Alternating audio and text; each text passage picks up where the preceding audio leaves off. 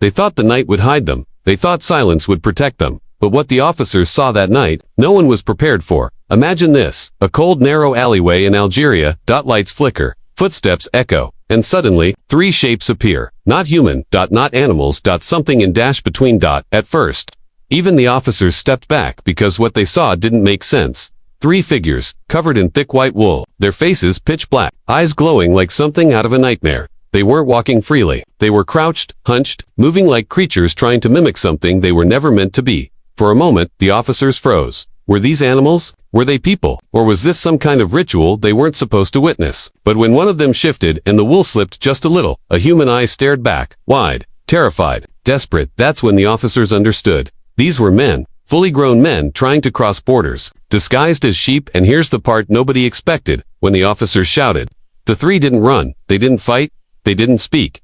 They just stayed absolutely still, like statues carved out of wool and shadow. One officer slowly approached. He lifted a piece of the wool, and underneath was a face covered entirely in black paint, sweat dripping, breathing heavy, a human mask inside an animal disguise. But why would anyone do this? The truth didn't come out immediately. The men refused to talk at first. Not a single word. Just three silent figures in woolskins, sitting in the corner like ghosts, waiting for judgment. Hours passed. The room felt smaller, tension heavier, and then, one of them finally whispered, "We didn't have a choice." Those 5 words changed everything because what they revealed afterwards was darker, stranger, and more unbelievable than the disguise itself. They claimed they had spent months studying shepherd roots, watching how sheep moved, practicing staying perfectly still, learning to breathe slowly, learning to disappear into a flock. All for one reason, to slip into a migrating herd heading toward the border. Their plan, blend in, move with the animals, cross into Spain without being spotted. One mistake, one wrong step, one glance at the wrong moment, and the entire operation collapsed.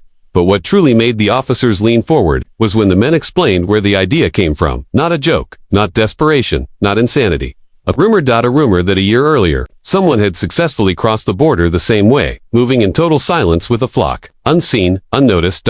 So these three, with no money, no documents, and no legal path, built their disguises by hand, wool stolen from abandoned farms, animal scent rubbed into their clothes, black paint to hide their skin in the dark.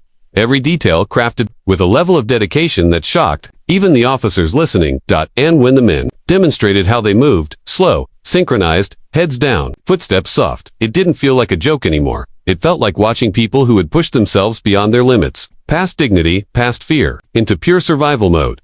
But the story didn't end there, because after their capture, officers checked the nearby border routes and found signs, pieces of wool caught on fences, footprints too symmetrical to be animals, and reports from shepherds who claimed some of my sheep have been acting strange lately. That raises a question nobody wants to answer. Were these three the first to try this, or the first to be caught? And the biggest question of all, if they planned this much, this deeply, this dangerously, what were they really running from? Because, as the officers dug deeper, one truth became clear. This wasn't just a disguise, this wasn't just a failed crossing. This was the final move of people who believed disappearing into a herd was safer than living as themselves. And that is where the story begins, not with the disguise, but with what forced them into it. The officer listening to them leaned back slowly, realizing this was no ordinary case. 3 men dressed as sheep was strange enough, but the fear behind their voices, the way their eyes kept darting to the corners of the room, as if someone or something was still following them, that was the real story. One of the officers finally asked, "What were you running from?" The oldest man lifted his head. His wool hood slid off slightly, revealing a face hollow from exhaustion. When he spoke, his voice trembled. "We were running from the same thing everyone is running from, but nobody wants to name." The room fell silent. He continued. "It started in Tianet, a coastal town where we worked in the market. At first, it was just talk. Families disappearing overnight, guards replaced without warning, whispers that certain people were being taken, not for crimes, but for something else." The second man leaned forward. "They weren't targeting criminals, they were targeting the people nobody would miss." "What do you mean nobody would miss?" an officer asked. The man swallowed hard. "Men with no relatives, men who lived alone, migrants who had no papers. Workers who never signed contracts, people like us." A cold tension swept across the interrogation room, and then the man said, "The sheep rumor began." The officers exchanged glances. "You mean the rumor about someone crossing the border disguised as a sheep?" one asked. "No," the man replied quietly. "Not that. Something else. Something darker." He looked down at his trembling hands. Shepherds were saying that some sheep were being found dead, completely untouched by predators, as if they just collapsed. No wounds, no struggle, nothing. The third man, who had been silent the whole time, finally whispered, "They weren't sheep." The officers froze. The man continued, "Inside the wool, they found skin. Human skin. Someone had been trying disguises long before us. Someone who didn't make it." A chill hit the room. One officer's hand slowly moved toward his radio, as if instinctively preparing for something bigger. And then, the man said, voice barely above a breath, "One night, one of our friends didn't show up for work. We went to his home. It was empty. No signs of a struggle, just wool scattered on the floor, like he had been preparing something, or someone else had finished it." The third man's voice cracked. "We knew we were next. So they ran. They didn't know where to go. Every border checkpoint was impossible. Every road was watched. Every bus was searched. Their faces were already on lists. Then one night, they saw a shepherd guiding a flock, a simple herd of sheep, moving slowly through the hills, toward the border, and the idea hit them. Not as a joke, not out of madness, but out of pure survival. If the ones before us tried to hide as sheep, maybe the only reason they failed is because they didn't do it right. The man looked up, his eyes filled with something colder than fear, acceptance. So we prepared. For weeks, hiding during the day, moving at night, watching the flocks, copying their movements, learning their breathing patterns, practicing how to stay still for hours. One officer whispered, "That's why you were crouching like that when we found you." The man nodded. "We weren't pretending to be sheep, we were becoming them." But then he added, "And still, someone got to us." One officer frowned.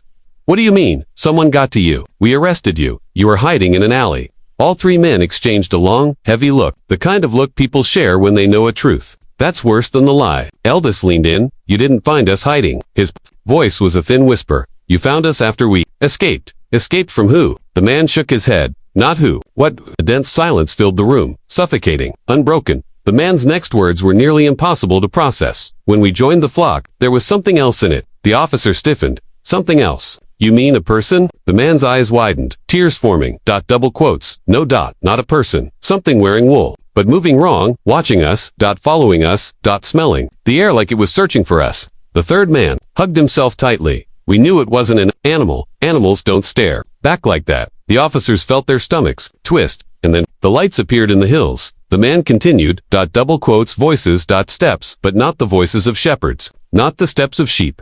So we ran." The second man said, "We didn't stop, not until the wool stuck to our skin, not until our hands were bleeding, not until we couldn't breathe." The oldest man exhaled shakily, "And we thought we were safe, but if we told you the truth, you wouldn't believe us." One officer leaned forward, pulse racing. "Try us, believe me, we've already heard unbelievable." The oldest man lowered his voice to a trembling whisper. "It wasn't hunting the sheep." His eyes locked with the officers. "It was hunting us." The officer's hand, still resting near his radio, slowly tightened. Every instinct told him this wasn't the rambling of desperate men. Their fear was to real, to raw, to consistent. "What exactly was hunting you?" he asked quietly. The eldest man looked down, as if even saying the name could bring it back. He didn't answer, but the second man did. His voice was thin, trembling, barely human. "In the flock, there was one sheep that never blinked." The officers exchanged uneasy glances. The man continued, "It didn't graze, it didn't look away, it didn't look like the others. Its head turned too slowly. Its eyes followed us too carefully, as if it was waiting for a signal." The third man shivered violently. "It stood at the back of the herd every night, watching us, always the same distance, always the same angle, as if it knew the moment we weren't paying attention." An officer shook his head. "You're saying one sheep was, what, a person?" The man's reaction was instant, a desperate shake. No worse, a person would have breathed, would have flinched, would have shown fear. "This thing didn't." The eldest finally whispered, "We didn't know what it was, but we knew it wasn't alive."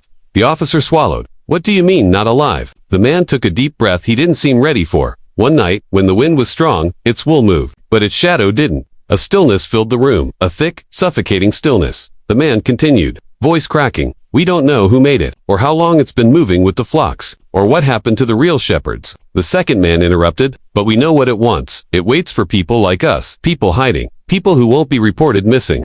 Tension tightened in the room like a noose. The officer leaned in. "What happened the night you ran?" The men exchanged glances, a silent agreement that once spoken, this could never be taken back. The youngest, the one who had barely spoken, finally lifted his head. It was asleep. The officer blinked. "Asleep?" "Yes," the young man whispered. "Every night, it would stand at the back, still, silent. But on that night, its head was lowered, its body completely frozen. Maybe it was tired." An officer muttered. The man's eyes widened. "Doesn't get tired. We watched it for weeks. It never lay down. Never blinked. Never ate. Never moved the way a living thing would. The fourth officer suddenly felt cold. So what did you do? We decided to run, the eldest said. We waited until the flock settled. Until the wind covered our footsteps. Until the moonlight was too dim to give us away. His voice dropped. Further, we moved slowly, quietly, inch by inch. The second man added, we stayed low. We copied the sheep's shape. We didn't breathe too loudly, didn't look back. The youngest man's fingers trembled. But then, we heard it. The officer's voice was barely a whisper now. Heard what? The young man closed his eyes. A click. The officer leaned in. What kind of click? Not from its mouth, not from its hooves, from something inside it. The eldest spoke again. We froze. But freezing was a mistake. All three men inhaled. At the same time, remembering. The eldest man's voice grew faint. It turned its head. Not like a sheep, not like anything alive. It rotated. Slow, grinding, until its eyes locked straight onto us. The officers went still. And then, the man said, it started walking toward us. Not with the flock. Not at the sheep's pace, but at ours. The youngest whispered hoarsely, it knew, it always knew. One officer asked, then how did you get away? The man hesitated. He seemed almost ashamed. We didn't outrun it. The room held its breath. We lost it, because something else distracted it. What distracted it? The man's voice became hollow. The lights in the hills, the voices calling. Someone else was out there. Another officer asked, who? The man whispered, the same people who took our friend. Thick silence. And they weren't talking to us, he added. They were talking to it. The officer's blood ran cold. Talking to it. You mean? The eldest raised a shaking hand, stopping him. We don't know what it is, only that it wasn't hunting the flock. It wasn't hunting by instinct. It was following orders. The room went silent. Completely silent. Then the man leaned forward, his voice just a breath. So if you arrested us, and we escaped it. He looked up, fear carved into every line of his face. Then tell us one thing, officer. A pause heavy enough to crush the room. Did you check the flock after catching us? The officer felt his mouth go dry. He asked. The man stared into his eyes. Because if it wasn't following us anymore, he swallowed hard. Then it followed something else. The lights in the room flickered. Once, twice, slow, deliberate, and all three men whispered the same words at the same time. Their voices shaking, merging. It followed you. The lights flickered again, a slow, pulsing blink that felt too perfectly timed to be an accident. The officers stiffened for the first time since the interrogation began. They were the ones who looked afraid. The eldest man leaned back, his voice hollow. You feel it, don't you? The air changing, the room getting colder. It happens when it's close. An officer shook his head, forcing a laugh he didn't believe. It's just the generator. This building is old. The youngest man answered without looking up. It doesn't affect generators, that affects nerves. A ringing silence followed. The officers glanced at one another, that instinctive, primal look, when danger moves into the room before reason does. One officer finally snapped. What do you expect us to believe? That some creature followed you across borders? That it was taking orders? That it's he stopped? Because the interrogation room door moved, not opened, not swung, just shifted. Like pressure pushed it from the other side. Every officer turned. Slowly, very slowly, the eldest man whispered, it doesn't knock. A heavy creak echoed through the room, the kind that doesn't come from wood or hinges, but from something pressing against the world itself. Then silence, a deep, suffocating silence. The youngest man began to shake. We told you. We weren't running to escape punishment, we were running to escape being taken. Taken by who? An officer asked, voice cracking. The reply was soft, we still don't know their name. But the creature listens to them. A chilling pause. And it only hunts one type of person. The officer swallowed. What type? The man looked up, eyes empty. People who discover its path. One officer stepped toward the door. The eldest man quickly hissed, no, don't look directly at it. The room froze. He continued, it mimics what it sees, but not perfectly. If you make eye contact, it adjusts. The officers felt a cold weight settle in their chests. Adjusted for what? Once it knows your shape, the man whispered, it doesn't stop. The second man leaned forward, eyes wet. That's why we disguised ourselves as sheep. If it learned our human movement, we were done. A deafening thud hit the hallway. Not heavy. Not violent. Just one. Singular tap. Like a hoof. But two. Sharp. Too metallic. The officer stepped back from the door. One whispered, what does it want now? The eldest man looked at him with a defeated expression. It doesn't want you. Not yet. Then hua. Second tap, echoed. This one lighter. A dragging sound followed, like something pulling wool. Across concrete, the men trembled. It came for us, the eldest said, and now that we're in your custody, it needs permission. Permission for what? The officer asked. The man closed his eyes. To finish what it started, a third sound hit the corridor, a soft scratching, as if something with stiff limbs was testing the floor, learning it, memorizing it. Then, a low, vibrating hum. Animal. Not mechanical, something between. The youngest man pressed his hands over his ears. Don't listen. That's how it marks you. The hum deepened, a resonant tremor that seeped into the walls. And then, silence. A silence. So absolute it made every breath feel too loud. The door handle twitched, just once, slow, then stopped. The officers froze. Everyone froze. After nearly a full minute, the oldest man exhaled shakily. It changed its mind. An officer whispered, Why? Why would it leave? The man looked up at him. It didn't leave, he said softly. It learned something. Another officer swallowed. The man stared at the door, at the faint scratch marks now visible near the bottom. It learned that you're here. A chilling pause. And it never forgets shapes. The officers looked at the men, unsure what to do. Then what happens now? One asked. The eldest man sighed. Now, you have a choice. A choice. He nodded slowly. You can keep us here. But it will return. And when it returns, it won't knock. A long silence, or, he continued quietly, you let us go. You forget this ever happened, and you pray that it doesn't decide to learn yours. Next, the room stayed frozen. Nobody moved. Nobody spoke. The officers exchanged long, terrified glances, silent debate in their eyes. Then, without a word, the lead officer walked to the table, unlocked the restraints, and stepped back. No threats, no excuses, just fear, pure, primal fear. The three men stood slowly, wool still draped over their shoulders. They didn't look back as they walked out, didn't speak, didn't breathe too loudly, simply vanished into the night. And the officers, they locked the door behind them, shut off the lights, and made a pact never to reopen the case file. Because some truths aren't meant for reports. Some shapes aren't meant to be seen. And some things, once they learn you, never stop following. Never.